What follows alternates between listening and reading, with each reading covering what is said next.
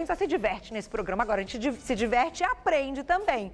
É o que a gente vai conhecer agora. Você já ouviu falar de transplante de sobrancelhas, transplante de cílios? Achei a novidade muito legal. Quem veio hoje contar tudo pra gente é o diretor médico, Dr. Tiago Bianco Leão. Seja bem-vindo. Como vai? Boa tarde, tudo bem? Prazer é nosso, doutor. Primeiro, antes de tudo, super novidade. Que é possível hoje um transplante de sobrancelha e de cílios. Antes que você me conte como isso acontece, primeira pergunta, que é o que todo mundo estava se perguntando antes do programa começar. De onde tiramos esse pelo para transplantar, tanto para a sobrancelha quanto para os cílios, doutor? Geralmente a área de escolha é a região da nuca, que seguindo os mesmos modos do transplante capilar, a área doadora que a gente chama é a região da nuca. A região Sério? Exato. E o pelo, assim como o cabelo, é o mesmo? É a mesma espessura? É o mesmo pelo? Tem algumas diferenças de espessura, tá? E principal diferença em relação ao crescimento, tá? Então, assim, quando você vai realizar um procedimento desse, o paciente tem que estar bem ciente que o crescimento vai ser muito mais próximo do crescimento capilar do que o crescimento da sobrancelha ou dos cílios. Entendi. Então vai ser necessária uma manutenção, tá? Aparando esses pelos aí com uma certa frequência. Tá, aqui a gente tem, então vamos começar com as nossas imagens, então, para o doutor ir explicando. Essa primeira aqui, o que a gente tem aqui? Aqui, então, é uma pessoa que tem uma ausência total de sobrancelhas.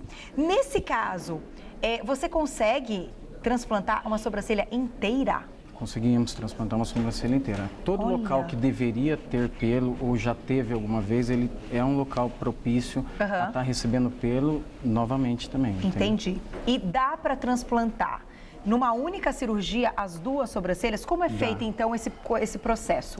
Você vai fazer uma marcação, né, na região aqui occipital, como eu tinha te dito, tá? E a gente vai tirar uma faixa de couro cabeludo, tá? A extensão vai ser variável dependendo de quantas unidades a gente precisa para transplantar. Então, nesse caso, você fez uma marcação da região que tem que receber o pelo. O mais anatômico possível, seguindo as estruturas faciais da pessoa.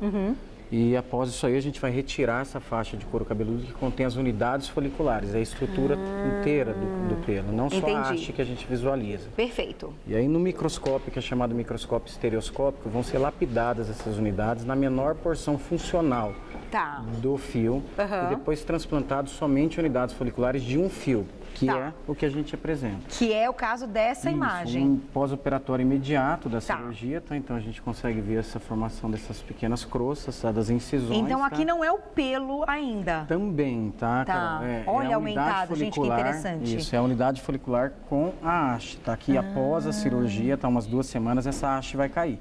Tá. E o pelo já vai estar aqui. Já vai estar. A raiz, só que ele vai estar curtinho. Exatamente. Ele vai derrubar essa haste 2 semanas após, mais ou menos, e depois de 3 meses vai iniciar um crescimento, e esse crescimento vai ser para sempre.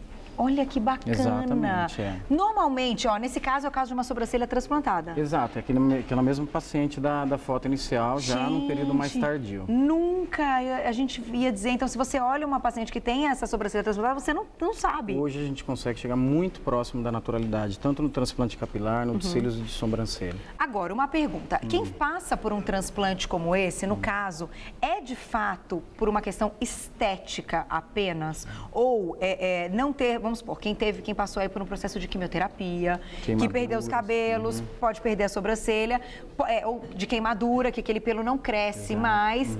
Então, é uma questão estética, de qualquer forma. A ideia de transplantar... Um pouco tempo atrás era mais reparadora. Quem buscava geralmente eram essas situações que você disse, tá? A perda ou ausência do pelo por trauma, seja queimadura, acidente automobilístico. Agora, alguma cicatriz, né? Exatamente. Agora a gente tem visto que a procura tem sido mais focada bem em estética mesmo, tá? Em correções, em falhas, ou então querendo prolongar os cílios, entendeu? Pacientes que têm cílios mais curtos. A gente tem imagens dos cílios também? Acho que a gente só tem das sobrancelhas. A gente já vai explicar a dos cílios, então. Mas antes, vamos só fechar aqui da sobrancelha, porque de cílio para sobrancelha deve ter alguma diferença, eu imagino. Então, ainda no caso das sobrancelhas, quem tem uma falha, quem não está com a sobrancelha legal, quem tem uma sobrancelha muito curtinha, que termina aqui, por exemplo, que não chega até o final, pode fazer? Pode fazer, desde que tem indicação? A indicação quem dá é o paciente, na verdade. Se é uma coisa que traz muito desconforto, que incomoda no dia a dia, a indicação já está estabelecida. A questão, assim, tem que estar bem ciente que vai ter essa manutenção. Não é uma cirurgia perfeita, porque vai ter que estar parando, porque o crescimento vai ser semelhante ao crescimento dos cabelos. Entendi. Então vai crescer muito mais. Exatamente. Vai ter essa necessidade de aparar. A direção e ângulo vão ser os mesmos dos fios que já tinham, tá? Mas o crescimento vai ser numa proporção maior. Que é como se fosse uma célulazinha do cabelo. É o cabelo mesmo. É o cabelo. Então ele vai crescer como cabelo. Com o passar dos anos, ele vai se adaptando mais e pegando algumas características da área receptora, de onde ele foi colocado. Então essa taxa de crescimento vai reduzindo, mas sempre vai ser mais próximo do cabelo do que do próprio pelo da sobrancelha. Tá? Agora, tem contraindicação? Contraindicação é mais assim, se o paciente tiver um cabelo muito enrolado, tá? A gente não vai estar indicando esse tipo de cirurgia, porque não vai ter a característica e você não vai conseguir nem mecanicamente dar um direcionamento. Alisar. Exatamente. Entendi, então se tiver o cabelo muito enrolado, não é possível. Não é bom fazer esse tipo de restauração, exatamente. Perfeito. Agora, e quando a gente fala de transplante de cílios, é a mesma coisa? A mesma área doadora, tá? Uma cirurgia um pouquinho mais delicada, porque a gente está numa região mais nobre, tá? Então, assim, nas nossas clínicas a gente opera sempre com um cirurgião oftalmológico junto, que faz a proteção do globo ocular, tá? Mas a teoria é a mesma, é a colocação do pelo, a gente vai colocar via pálpebra superior, tá? Sempre em pálpebra superior, com uma agulha curva e depois vai ter a mesma taxa de crescimento do cabelo também. Tem então que segue mais ou menos. aparar também, a gente tem uma foto aqui. Vai ter que aparar também. É isso, ó. Entra com a agulha, ele vai sair bem na borda dos cílios, depois de 2 semanas cai a mesma coisa e depois inicia um crescimento permanente, tá? Tendo a necessidade de aparar da mesma forma também. No caso, tanto da sobrancelha quanto dos cílios, quanto tempo é essa cirurgia, quanto tempo leva? É uma cirurgia tranquila? É uma cirurgia muito tranquila, a gente sempre faz sob anestesia local hoje em dia, tá? Tem que lembrar que é uma cirurgia, então tem os riscos inerentes de um procedimento, tem que ter um centro cirúrgico completo para estar fazendo isso aí e ser cirurgião, tá? Mas é uma cirurgia, por ser com anestesia local, a gente minimiza muito os riscos dessa cirurgia, entendeu? Entendi. A duração é em média de 3 a 5 horas um procedimento desse aí.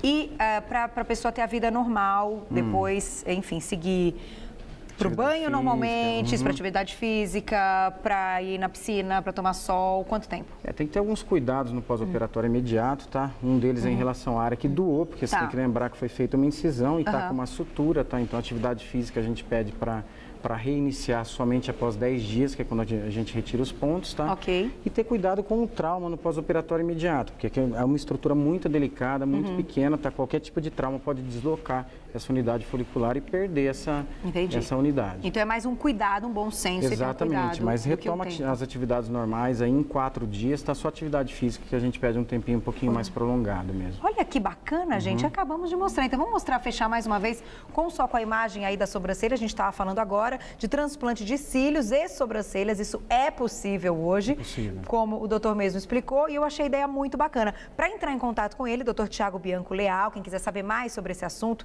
vem inclusive mais imagens. A gente conseguiu mostrar essas imagens hoje, até porque não tem como mostrar aqui, claro, a cirurgia, porque não é tão simples para colocar aí no vídeo, né? Mas, ó, esse aqui é o resultado final de um transplante de sobrancelha, fica perfeito, muito legal. É só entrar em contato, acessar o site no www.vincehairclinic.com.br vincehairclinic, tudo junto.com.br. Doutor, obrigada, viu? Parabéns pelo trabalho, muito bacana. Até a próxima. Tchau, tchau.